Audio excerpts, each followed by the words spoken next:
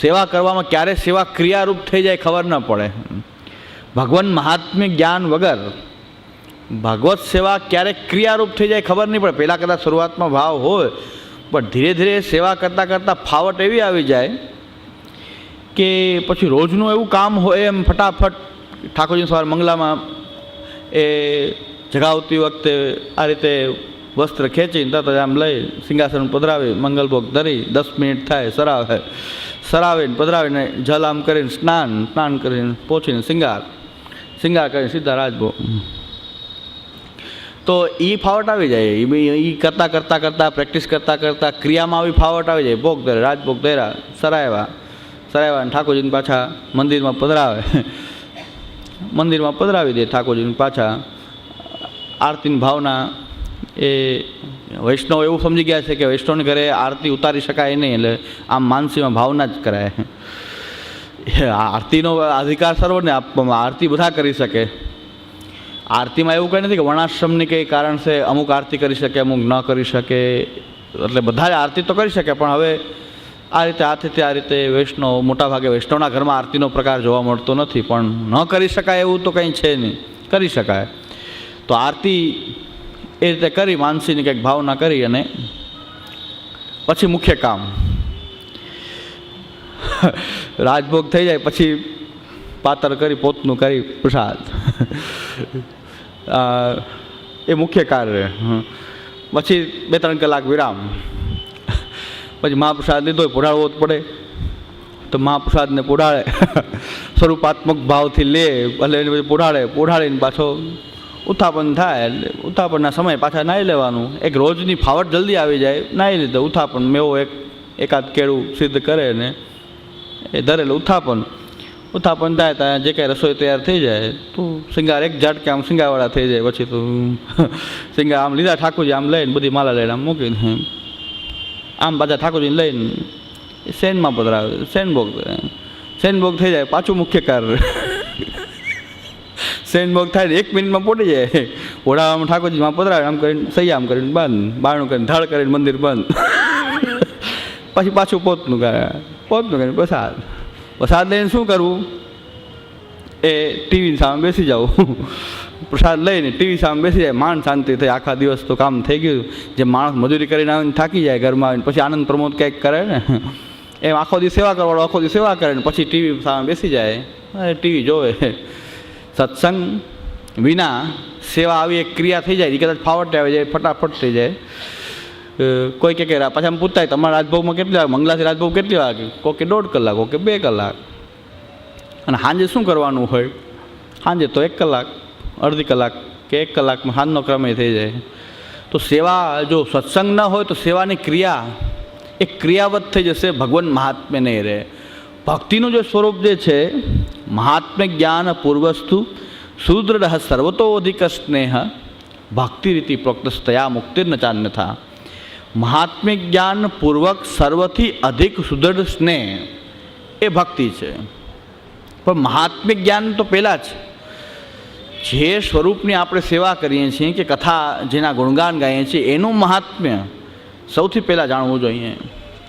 તો મહાત્મ્ય ક્યાંથી જાણવા મળે? ભગવત શાસ્ત્રોમાંથી. પણ ભગવત શાસ્ત્રની અંદર પણ કેવી રીતે સમજ પ્રાપ્ત થાય? ભગવત શાસ્ત્રની અંદર તો કહે છે કે મહાત્મ્ય જ્ઞાપના એવ શ્રવણ ગુણ કર્મણામ.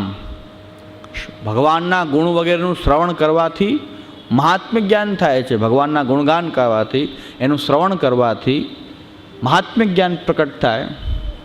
પણ મહાત્મ્ય જ્ઞાન ક્યાંથી પ્રાપ્ત થાય? તો કે શાસ્ત્રાણામ ઉપયોગો અત્ર. શાસ્ત્રોનો ઉપયોગ છે. ભાગવત, ગીતા આદિ શાસ્ત્રોનું અધ્યયન કરે, મહાપ્રભુ વલ્લભાચાર્યના ગ્રંથો વગેરેનું અધ્યયન કરે. પણ એ ગ્રંથો કોણ ભણાવે? તો કે તત્રાકાંક્ષા ગુરોર ભવે. ગુરુની જરૂરિયાત શું છે ભક્તિ માર્ગમાં?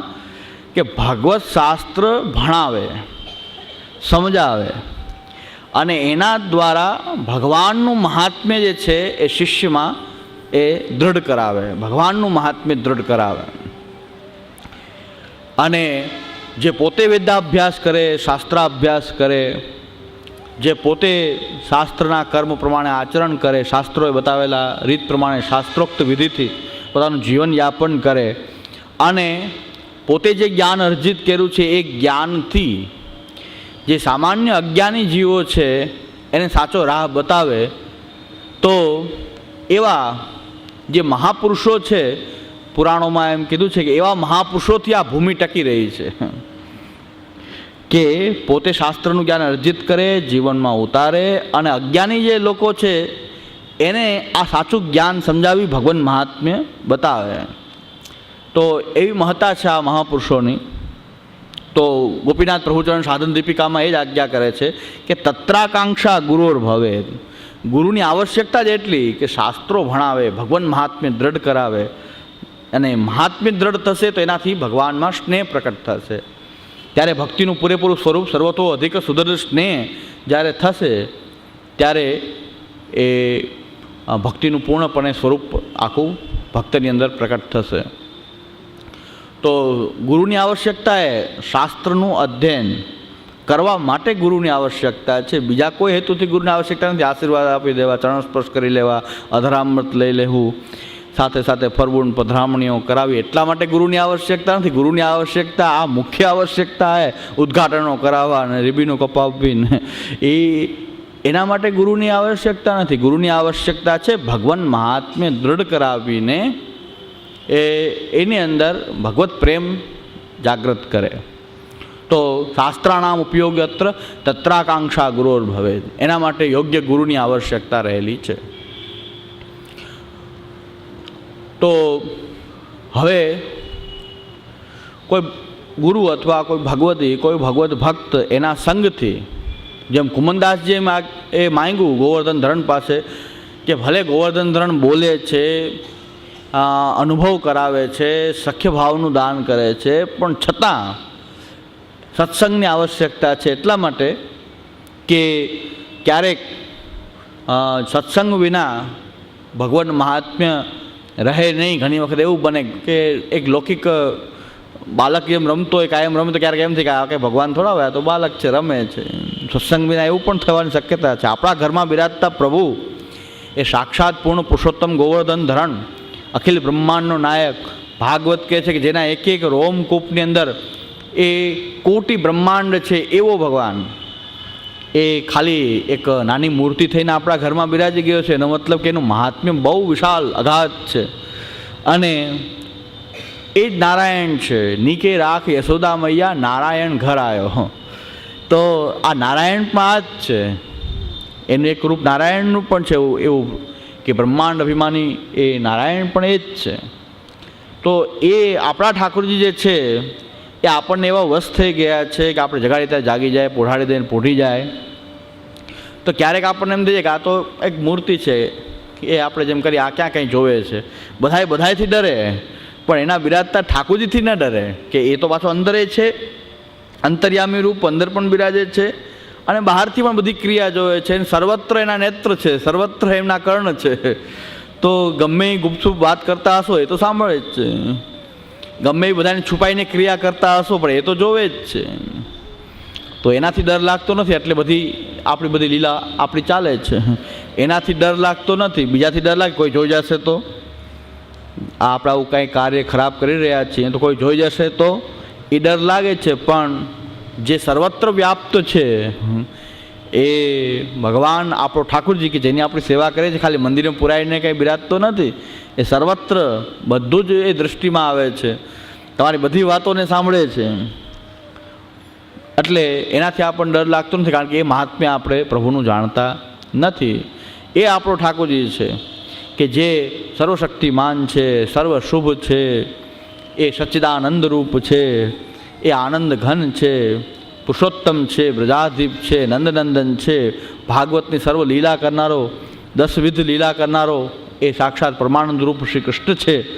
આ બધું સત્સંગ દ્વારા આ જ્ઞાન થાય તો ભગવાન મહાત્મ્ય આપણા ઠાકોરજીમાં પણ પેલા મહાત્મ્યની આવશ્યકતા છે, અને મહાત્મ્યથી સ્નેહ પ્રકટ છે.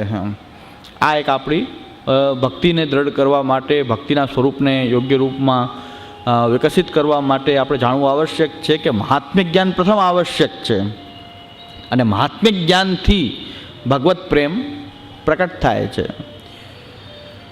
તો દુસંગ વિજ્ઞાન નિરૂપણ કે ભક્તિ માર્ગની અંદર કોઈ ભક્ત મળી જાય, ખરા અર્થમાં કોઈ મહાપ્રભુજીમાં નિષ્ઠાવાળો તાદૃશી ભક્ત મળી જાય.